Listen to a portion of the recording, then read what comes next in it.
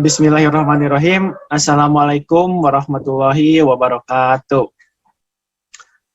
Kami dari kelompok 4 di sini akan menjelaskan bagaimana cara kita melakukan zakat emas dan perak. Nah, di sini juga kami ada 3 orang sebagai kelompok untuk memenuhi tugas fikih zakat dan wakaf. Yang pertama itu ada saya sendiri, yaitu Muhammad Faisal Ridwan dengan NIM 2990. Yang kedua ada Denny Sodikin dengan NIM 1904745. Dan yang ketiga itu ada Khairil Anwar dengan NIM 22827. Nah, di sini juga materi ini atau ilmu ini, zakat emas dan perak, ditunjukkan untuk masyarakat umum. Terkadang kita sendiri atau bahkan orang tua gitu kurang atau tidak mengetahui gitu bagaimana zakat emas dan peraknya dijakati gitu. Nah, maka dari itu kita akan memberikan sebuah ilmu yang insya Allah bermanfaat buat kita semua, yaitu tentang zakat emas dan perak. Next. Nah, di sini ada pengertian zakat. Jadi zakat itu adalah menurut mazhab Malikiyah mendefinisikan zakat yaitu mengeluarkan sebagian yang khusus dari harta tertentu ketika telah mencapai nisab kepada yang berhak menerimanya mustahik. Jika telah sempurna kepemilikannya dan mencapai haul setahun, kecuali pada harta tambang dan hasil pertanian. Nah, di sini juga ada pengertian zakat menurut mazhab yang lain gitu. Nah, di sini juga ada zakat secara etimologi. Nah, merupakan masdar dari lafaz zaka yazkuz zakatan yang diartikan al-barokah yaitu berkah, an-nama yaitu tumbuh dan berkembang, dan at-taharah yaitu bersih atau suci, dan solahu gitu atau baik. Nah, sedangkan zakat menurut terminologi adalah bagian dari harta dengan persyaratan tertentu yang Allah Subhanahu wa Ta'ala wajibkan kepada pemiliknya, yang diserahkan kepada yang berhak menerimanya di waktu tertentu. Nah, tadi sudah dijelaskan bahwa menurut mazhab Maliki, zakat itu mengeluarkan sebagian yang khusus dari harta tertentu ketika telah mencapai nisab kepada yang berhak menerimanya. Nah, yang kedua ini ada dari mazhab Hanafi, mendefinisikan bahwa zakat yaitu menjadikan sebagian harta yang khusus dari harta tertentu sebagai milik orang yang khusus menurut ketentuan syara untuk memperoleh keridhaan Allah Subhanahu wa Ta'ala. Yang ketiga ada dari mazhab Syafi'i, mendefinisikan zakat yaitu merupakan nama atau sebutan yang disandarkan kepada apa yang dikeluarkan dari harta zakat mal atau badan zakat fitrah kepada pihak tertentu sesuai dengan cara yang khusus. Nah, yang keempat itu ada mazhab dari Hambali, mendefinisikan zakat yaitu suatu hak yang wajib dikeluarkan dari harta tertentu untuk diberikan kepada segolong tertentu pada zakat tertentu pula. Nah, selanjutnya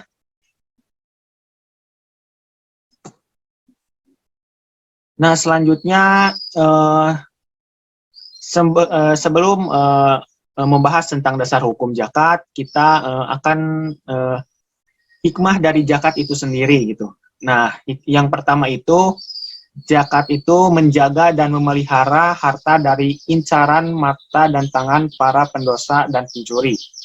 Yang kedua itu ada zakat merupakan pertolongan bagi orang-orang fakir dan orang-orang yang sangat memerlukan bantuan. Yang ketiga itu zakat menyucikan jiwa dan penyakit, kikir dan batil. Ia juga melatih seseorang mukmin untuk bersifat pemberi dan dermawan. Yang keempat itu ada zakat diwajibkan sebagai ungkapan syukur dan nikmat harta yang telah dititipkan kepada seseorang. Nah, sesudah membahas tentang hikmah zakat, nah mari kita membahas tentang dasar hukum zakat. Di sini ada Al-Baqarah ayat 103. Nah, Quran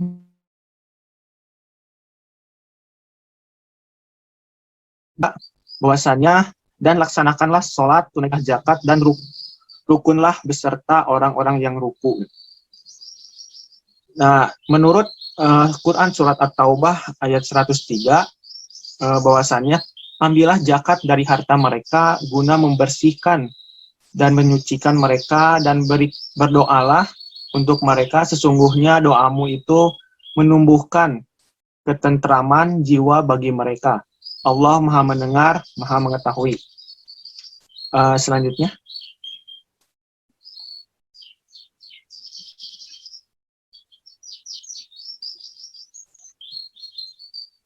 Nah, selanjutnya ada rukun zakat. Yang pertama itu pastinya ada orang yang berzakat gitu. Bagaimana mungkin kita menerima zakat kalau tidak ada orang yang berzakat gitu. Nah, yang kedua itu ada harta yang dizakatkan. Nah, harta yang dizakatkan itu harta yang diberikan seseorang kepada penerima zakat. Nah, yang ketiga itu ada orang yang menerima zakat. Nah, orang yang menerima zakat ini ya orang yang menerima zakat gitu dari yang si pemberi zakat tersebut gitu. Selanjutnya. Nah, di sini juga ada syarat wajib zakat dan ya ada syarat wajib zakat. Yang pertama itu Islam. Zakat merupakan sebuah ibadah dan hanya wajib dilakukan setelah seseorang memeluk agama Islam. Dengan Islamnya seseorang, maka ia menjadi seseorang yang wajib zakat yang akan mengantarkannya mendapatkan penghormatan dari Allah Subhanahu wa taala. Yang kedua itu ada merdeka. Kemerdekaan seseorang dari perbudakan adalah nikmat Allah Subhanahu wa taala yang sangat besar. Orang yang merdeka menjadi mulia dan hidup sebagaimana layaknya orang merdeka. Dia dapat memiliki banyak hal, oleh karena itu Allah membebankan kepada seseorang yang merdeka jika memiliki harta benda yang mencapai nisab dan sudah mencapai haul, ia harus mengeluarkan zakatnya sebagai penghormatan untuk dirinya. Nah, yang ketiga itu ada balik. Balik ini menurut para ulama berbeda pendapat untuk anak yang belum balik yang memiliki harta wajib zakat. Apakah itu wajib membayar zakat? Sebagian ulama tidak mewajibkan anak yang belum balik membayar zakat. Namun, ulama mengatakan wajib zakat bagi harta anak yang belum dewasa selama harta tersebut memenuhi persyaratan wajib zakat. Nah, selanjutnya penjelasan akan diteruskan oleh rekan saya. Baik, selanjutnya adalah syarat harta zakat. Ada 5. Yang pertama itu rich dan nisab. Jadi jika seseorang ingin berzakat, pastinya harus mencapai nisab dulu. Jadi kita tidak boleh asal jumlah zakatnya itu berapa, gak boleh asal. Jadi ada ketentuan-ketentuannya. Lalu yang kedua ada developing atau berkembang. Jadi maksudnya itu harta yang dizakati itu berkembang, misal padi. Nah, padi itu kan bisa digunakan untuk membuat apa, A, B, C, seperti itu. Lalu kalau misalnya untuk emas, nah emas itu disimpan atau dijual untuk menjadikan uang, uangnya nanti digunakan untuk membuat apa. Lalu yang ketiga adalah halal. Ya, absolutely ini tuh harusnya wajib bahwa harta zakatnya itu harus halal. Yang keempat, milik sendiri. Tentunya ya, jika ingin berzakat pasti milik sendiri. Kalau berzakat untuk orang lain berarti itu mah atas nama orang lain. Dan tidak diperbolehkan. Lalu yang kelima yaitu mencapai haul. Jadi ketika kita ingin berzakat, pastinya kita itu harus mencapai haul dulu. Nah, apa sih haul itu? Nah, haul itu batasan waktu yang dimiliki saat orang-orang ingin berzakat. Misalnya, nah setiap zakat yang ingin dizakati itu berbeda-beda ya. Misalnya sapi berapa tahun harus dimiliki dulu sehingga boleh dizakati. Lalu ada emas misalnya harus berapa tahun dulu baru bisa dizakati. Lalu ada beras berapa jumlahnya berapa dulu baru bisa dizakati seperti itu. Nah yang tadi juga nisab tadi belum menjelaskan bahwa nisab itu tuh seperti jumlahnya. Kalau haul itu waktunya. Selanjutnya kita akan masuk ke at the point of the zakah on gold and silver. Pada materi zakat dan zakat emas dan perak ini, materi yang pertama itu mengenai apa itu zakat emas dan perak. Zakah on gold and silver is zakah that must be issued by a Muslim who has gold and silver when they has reached the nisab and haul. Jadi zakah emas dan perak ini tuh wajib dikeluarkan ya oleh seorang muslim jika dia itu memiliki emas dan maupun perak yang telah mencapai nisab dan haul. Dan untuk nisab dan haulnya itu akan dijelaskan nanti. Lalu ini ada beberapa pendapat, ada pendapatnya dari 4 mazhab, ada Imam Maliki, ada Imam Hanafi, Syafi'i, dan Hambali. Nah, mereka itu berpendapat bahwa emas dan perak itu wajib dizakati jika dalam bentuk batangan. Nah, a lot of people itu pernah berpikir, sering berpikir ya bahwa zakat emas itu yang wajib dizakati itu adalah emas yang berbentuk perhiasan. Padahal menurut 4 mazhab ini itu zakat emas itu adalah zakat yang berbentuknya itu batangan, simpanan barangnya. Selanjutnya, ini oleh Kang Denny. Oke, baik. Selanjutnya adalah kedasar hukum zakat emas dan perak gitu ya. Di sini ada hadis riwayat Abu Dawud yang mengatakan bahwa jika engkau memiliki perak 200 dirham dan telah mencapai haul 1 tahun, maka darinya wajib zakati 5 dirham. Dan untuk emas, Anda tidak wajib menjakatinya kecuali telah mencapai 20 dinar. Maka darinya wajib zakat setengah dinar. Lalu dalam setiap kelebihannya wajib dizakati sesuai dengan persentasenya. Lalu selanjutnya ada surat At-Taubah ayat 34 gitu ya. Yang di dalamnya menjelaskan, wahai orang-orang yang beriman, sesungguhnya banyak dari orang-orang alim dan rahib-rahib, mereka benar-benar memakan harta orang dengan jalan yang batil. Dan mereka menghalang-halangi manusia dari jalan Allah. Dan orang-orang yang menyimpan emas dan perak dan tidak mengimpakannya di jalan Allah, maka berikanlah kabar gembira kepada mereka bahwa mereka akan mendapat azab dan pedihnya. Nah, sesuai dengan surat At-Taubah ini, betapa mengerikannya ketika kita tidak melakukan zakat emas dan perak itu. Mungkin selanjutnya.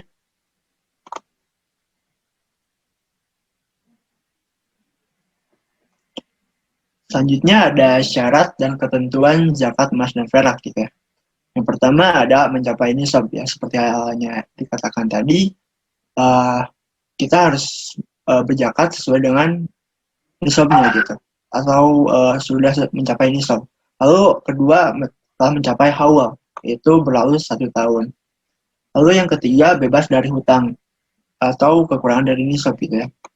Jadi dari bebas dari hutang yang menyebabkan kurang dari nisab ini artinya hutangnya tuh tidak mengurangi dari nisabnya itu gitu. Lalu yang keempat adalah surplus dari kebutuhannya, yang artinya setiap emasnya itu lebih dari kebutuhannya. Apabila kita kehidupannya pas-pasan, maka ya tidak wajib dizakati gitu. Lalu mungkin selanjutnya ada ketentuan zakat emas dan perak gitu ya. Pertama, jika perhiasan tersebut sebagai simpanan atau investasi, wajib dikeluarkan zakatnya 2,55% dengan syarat nisab dan haul. Lalu yang kedua, perhiasan yang haram digunakan dan terbuat dari emas dan perak wajib dikeluarkan zakatnya. Lalu yang ketiga, jika perhiasan tersebut untuk dipakai dan dalam batas waktu yang wajar, tidak dikenakan zakat gitu, jika berlebihan termasuk kategori pertama. Selanjutnya adalah penentuan nisabnya adalah senilai dengan nisab emas, yaitu 85 gram. Oke, berikutnya. Nah, di sini ada cara menghitung zakat emas dan perak gitu.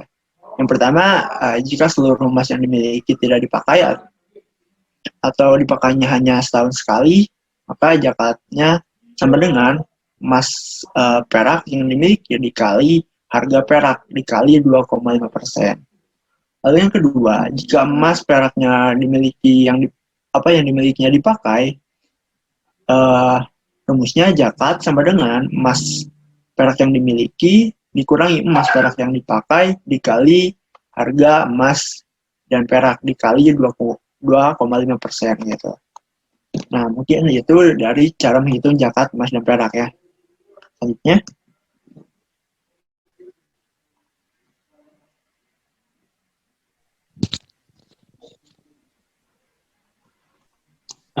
Baik, di sini ada beberapa pertanyaan gitu buat tentang zakat emas dan perak.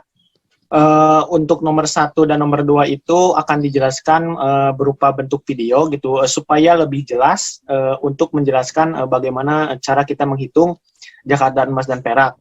Untuk pertanyaannya mungkin bisa Yang dibacakan pertama, ya. apabila mempunyai 200 gram emas yang tersimpan selama 1 tahun, maka sudah wajib dikenakan zakat. Berapakah zakat yang harus dibayar? Dengan asumsi harga emas sama dengan 500.000 per gramnya. Maka total nilai emas tersebut sejumlah 100 juta rupiah. Dan ini adalah pembahasannya. Untuk nomor 1 ini kan diketahui ya, mempunyainya itu 200 gram emas. Dan si 200 gram emas itu sudah mencapai nisab karena nisab emas itu tuh 85 gram emas. Jadi kita bisa menghitung berapa total zakatnya ya. Nah, apabila mempunyai zakat 200 gram emas yang telah tersimpan selama 1 tahun. Nah, 1 tahun berarti sudah mencapai haul juga kan ya. Berarti bisa langsung pakai rumusnya. Kan ini ya, apabila mempunyai 200 gram emas dengan asumsi harga emas itu 500.000 per gramnya. Untuk perhitungan zakat emas ini itu berarti langsung ke rumusnya saja. 2,5% dikali 200 gram emas dikali 500.000, 100 juta. 100 juta. Ya, sama dengan berapa? Sama dengan 2.500.000. Ya, berarti zakat yang wajib dijakati untuk soal nomor 1 ini adalah 2.500.000. Mohon maaf ya, tulisannya sedikit ya pas-pasan. Selanjutnya nomor 2, Syifa memiliki perhiasan emas sebanyak 150 gram. Yang biasa dipakai adalah sebanyak 40 gram setelah berjalan 1 tahun. Berapa zakat yang harus dikeluarkan? Dan ini pembahasannya. Baik, selanjutnya adalah nomor 2. Syifa memiliki perhiasan sebanyak 150 gram. Ini yang dimilikinya. Yang biasa dipakai adalah 40 gram. Ini totalnya, ini total, dan ini yang sering dipakainya. Ini tuh sudah berjalan selama 1 tahun, lebih dari 1 tahun. Berapa zakat yang harus dikeluarkan? Nah, perlu diketahui bahwa zakat emas itu bukan yang dikeluarkan itu bukan emas-emas yang dipakai ya, seperti perhiasan yang dipakai oleh ibu-ibu itu tidak wajib dizakati. Namun menurut 4 mazhab yang sudah jelaskan tadi, ada Maliki, Hanafi, Hambali, dan Syafi'i menjelaskan bahwa zakat emas dan perak itu yang diwajib zakati itu adalah emas yang berbentuk batangan atau emas yang disimpan gitu. Nah, ini kan totalnya yang dipakai 40, berarti ada yang disimpan kan berapa? Tinggal dikurangi berapa? 110 gram yang disimpan. Langsung saja kita langsung ke rumusnya. Berapa? 2,5% dikali, yaitu jumlah persenannya 110 gram. Sama dengan berapa? 2,75 gram. Nah, inilah yang wajib dizakati dari total 110 gram yang disimpan. Kalau diuangkan berapa ya, tinggal kalikan saja ya, 2,5 dikali harga emas per gram pada saat itu. Misalkan saja 500.000. Berarti berapa? Bla bla bla bla. 1.875.000. Ya, ini hasilnya. Jadi ya perlu diingat sekali lagi bahwa zakat emas itu yang dihitung itu adalah zakat emas yang disimpan atau berbentuk batangan, bukan yang sering dipakaikan oleh sehari-hari gitu, bukan, tapi yang disimpan. Ini juga mengacu ya pada 4 mazhab yang memberi pendapat seperti itu. Terima kasih. Nomor 3. Nah, untuk nomor 3, pertanyaannya itu adalah, apakah zakat emas dan perak ini bisa dibayarkan dalam bentuk sembako? Mangga, mungkin bisa ada yang menjawab. Oke, baik, saya jawab ya. Ketika zakat itu berupa sembako, maka harus ada kesepakatan dari orang atau mustahik. Karena mustahik zakat ini tidak hanya membutuhkan sembako gitu. Contohnya, ketika ada mustahik yang sakit dan membutuhkan biaya berobat gitu. Itu kan tidak nyambung ketika kita memberikan sembako. Jadi intinya harus menyesuaikan dengan kondisi mustahik. Seperti itu. Ya, jadi intinya itu harus ada kesepakatan dulu gitu dengan si mustahiknya agar tidak terjadi kebingungan seperti itu. Baik-baik, Kang. Terima kasih. Mungkin bisa ke pertanyaan selanjutnya ya. Baik.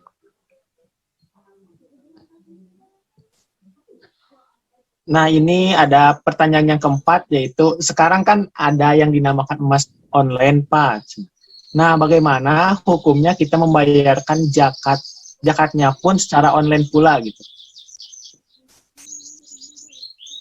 Mungkin ada yang bisa menjawab? Oke, baik, saya jawab kembali ya.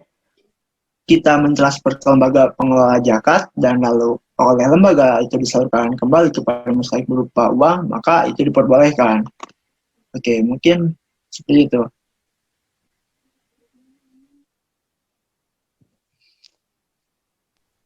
Jadi intinya bahwa kita itu boleh berzakat gitu melalui online gitu ya? Ya, diperbolehkan. Oh iya, baik. Mungkin ke pertanyaan selanjutnya. Nah, ini ada yang kelima. Bagaimana jika kita punya emas, tapi setelah mencapai nisab emas itu dicuri? Apakah kita tetap perlu membayar zakatnya? Itu bagaimana nih?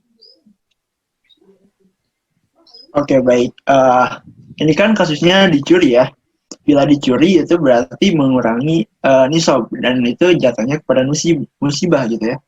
Yang artinya harta tersebut atau emas tersebut tidak wajib dizakati karena nisabnya kurang gitu. Jadi intinya tidak wajib gitu karena nisabnya kurangi gitu, berkurang. Ya kan, karena kalau barang kita dicuri berarti kepemilikannya juga kan berganti, berarti bukan milik kita lagi gitu. Jadi tidak wajib untuk dizakati. Oh ya, baik-baik Kang. Terima kasih jawabannya. Dan ini yang terakhir. Mungkin ke pertanyaan ya. Nah, untuk yang keenam ini, yang terakhir ini, lalu bagaimana jika kita punya emas ditabung, tapi karena tidak ingin membayar zakat, maka emas itu pun dibelikan kepada hal yang tidak penting sehingga mengurangi nisabnya secara disengaja. Nah, ini bagaimana nih? Wah, ini kasusnya apa ya? Lari dari kenyataan ini. Orang yang seperti ini adalah orang yang lari dari zakat gitu. Meskipun itu sudah dibelikan sesuatu, beliau harus tetap membayarnya karena itu kasusnya disengaja seperti itu.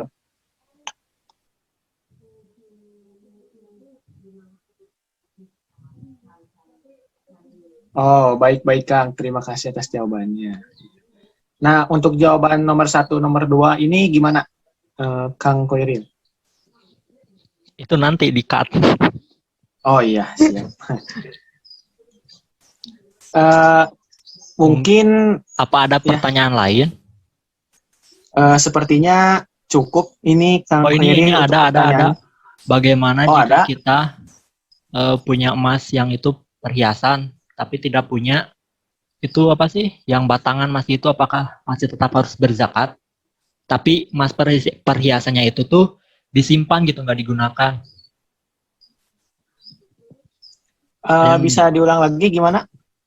Jadi gini, orangnya kan zakat emas itu harusnya itu zakatnya itu berbentuk batangan ya.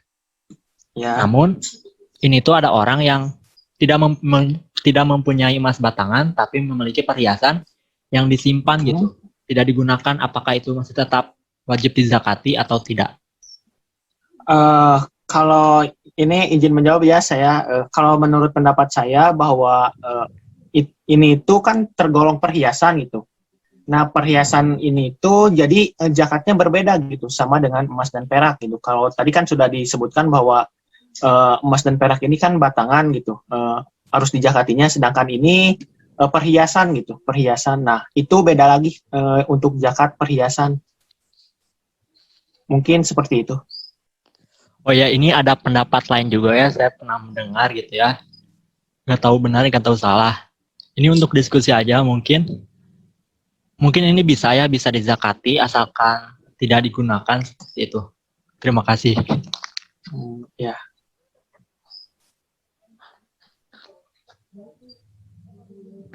Mungkin ada pertanyaan yang lain? Ada yang lain? Tidak ada. Tidak yang raise hand. Baik. Mungkin ini satu lagi mungkin ini pertanyaan ini ada contohnya. Nah, ini contohnya untuk pertanyaan ini. Bapak Pulan ini memiliki emas yang tersimpan sebanyak 100 gram. Melebihi nisab, maka emasnya sudah wajib dijakatkan. Jika ingin menunaikan zakat emas dengan uang, maka emas tersebut perlu dikonversikan dulu nilainya dengan harga emas yang saat hendak ingin menunaikan zakat. Misalnya itu 800.000 per gram, maka 100 gram senilai dengan 80 juta. Nah, jadi ini tuh gimana nih untuk zakat ini gitu? Mungkin ini cara ngitungnya kali ya untuk pertanyaan seperti ini. Lebih ditanyakan cara menghitungnya mungkin. Oke, mungkin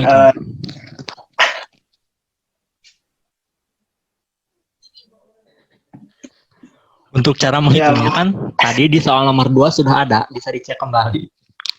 Oh iya. Ya mungkin bisa dikembalikan lagi ininya. Takutnya pertanyaannya sama gitu. Coba dikembalikan lagi slide-nya. Ya, seperti itu. Oh iya. Mungkin nanti ya jawabannya bisa dilihat di video next gitu. Di video selanjutnya gitu ya. Ya, di video tadi. Ya.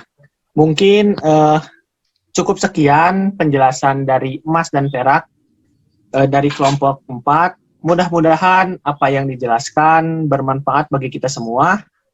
Mohon maaf bila ada kekurangan atau salah dalam perkataan. Mohon maaf. Wabillahi taufiq wal hidayah. Wassalamualaikum warahmatullahi wabarakatuh.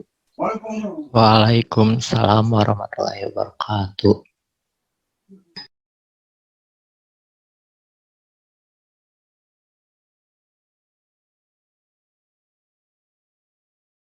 Tadi nisabnya emas 20 dinar.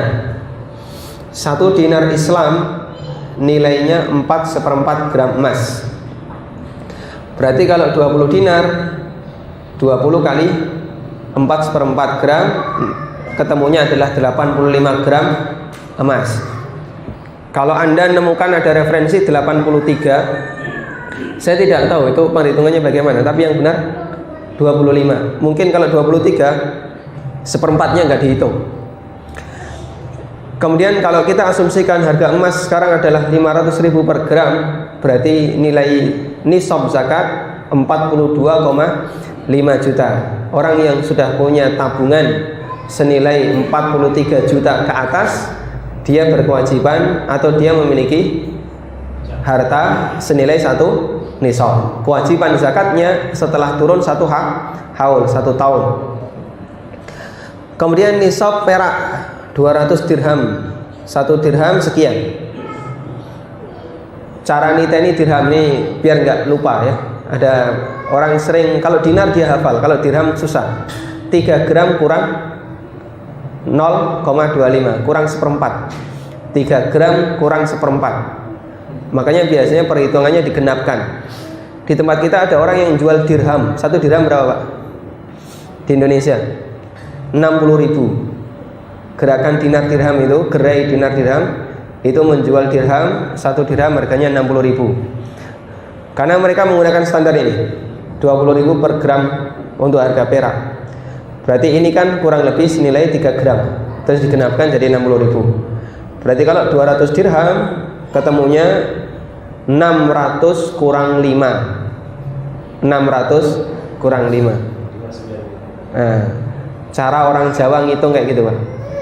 950 itu ngitungnya 1000 kurang 50. Dan itu yang Allah ajarkan dalam Al-Quran. Nabi Nuh alaihissalatu wassalam tinggal bersama kaumnya alfasanatin illa khamsina ama, 1000 tahun kurang 50. Ternyata tradisi ngitung kayak gitu ada di masyarakat Jawa. Orang Jawa itu kalau ngitung 9.500 itu 10.000 kurang 500. Dan itu yang lebih mudah untuk dihafal. Nah, saya juga niteni angka-angka kayak gini tak bulatkan semua. Bulatkan, kurangi berapa. Itu yang lebih gampang. Baik. Berarti kalau dia asumsinya harganya 20.000 per gram perak, maka nisab zakat untuk perak adalah 11,9 juta. Nah, ini kemudian menurun pada masalah uang itu kan dia di masa silam nggak ada uang kartal. Sementara uang ini tetap wajib dizakati karena dia termasuk di antara alat tukar. Kenapa emas dan perak dizakati? Statusnya ini mutlaqus zamaniyah. Mutlaqus zamaniyah itu alat tukar. Berarti semua yang berlaku sebagai alat tukar di sebuah daerah, dia termasuk di antara benda yang wajib dizakati. Kemudian kalau di masa silam, konversi standarnya terjadi 1 dinar sama dengan 10 dirham. Dan itu selalu stabil. Bertahun-tahun kaum muslimin menerbitkan dinar dan dirham, konversinya selalu satu itu. 1 dinar sama dengan 10 dirham. Kalau itu di zaman kita orang nggak mau Pak, karena nilai perak dan emas selisihnya jauh. Emas bisa bertahan, perak tidak bisa bertahan. Saya pernah tanya ke salah satu orang yang suka memperhatikan ini, kenapa kok dinar dan dirham itu beda, sehingga emas bisa bertahan, perak tidak? Jawabannya satu. Jadi orang terhadap emas itu lebih dibutuhkan. Emas dengan badan kita itu cocok, sehingga dia bisa dibutuhkan oleh manusia dalam semua kondisi. Makanya ring jantung itu pakai emas. Sementara perak dengan badan itu nggak cocok. Dulu ada seorang sahabat namanya Urfujah, yang dia hidungnya kepapras. Dia perang, kemudian ketika perang hidungnya kepapras pedang. Namanya orang Arab Pak ya, mancungnya ke depan. Kalau kita kan mancungnya ke belakang. Jadi pada saat perang hidungnya kepapras itu, terus ditambah oleh Urfujah dengan perak. Akhirnya makin rusak hidungnya, lukanya makin bernanah. Kemudian oleh Nabi sallallahu alaihi wasallam disarankan ganti dengan emas. Begitu hidungnya diganti emas, ternyata cocok dan sembuh. Lukanya sembuh, hidungnya jadi warna kuning. Manusia berhidung emas. Di zaman kita bahaya ini, bisa dirampok nanti dia.